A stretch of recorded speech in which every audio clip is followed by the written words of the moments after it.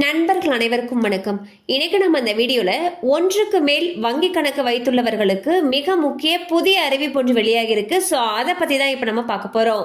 இன்றைய காலகட்டங்களில் பொதுமக்கள் பலர் 3 முதல் 4 சேமிப்பு கணக்குகளை வைத்திருக்கிறார்கள்.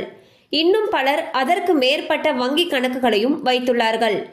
இந்தியாவில் ரிசர்வ் வங்கி கணக்கு திறப்பதற்கு எந்த வரம்பும் இல்லை என்றும் வங்கி கணக்குகளின் எண்ணிக்கையில் வரம்புகள் தீர்மானிக்கவில்லை என்பதும் தான் இதற்கு முக்கிய காரணம். இன்றைய நடைமுறையில் வங்கி கணக்கு என்பது டிஜிட்டல் பரிவர்த்தனையில் முதன்மையான ஒன்றாக இருக்கிறது. அதோடு அரசினால் வழங்கப்படும் சலுகைகளை பெறுவதற்கும் பணத்தை சேமிப்பதற்கும் வங்கி கணக்கு கட்டாயம் தேவை. இதைத் தொடர்ந்து தனியார் அலுவலகங்களில் வேலை செய்யக்கூடிய ஊழியர்கள் சம்பள வங்கி கணக்கு என்ற வகையில் கணக்கு வைத்திருக்கின்றனர்.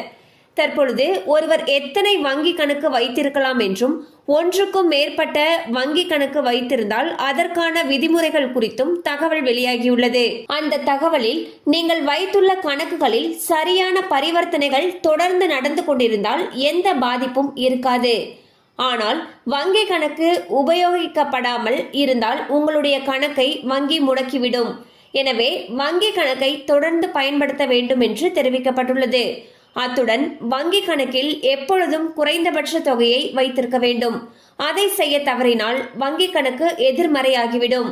எனவே குறைந்தபட்ச தொகையை வைத்திருப்பதில் மிகவும் கவனமாக இருக்க வேண்டும். மேலும் ஒன்றுக்கு அதிகமான வங்கி கணக்குகளை வைத்திருக்கும் பொழுது அதற்கான குறைந்தபட்ச பணம், வங்கியில் இருந்து பெறப்படும் மெசேஜ் சேவைக்கான கட்டணம், டெபிட் கார்டு கட்டணம் போன்றவற்றை நீங்கள் கட்ட வேண்டியிருக்கும்.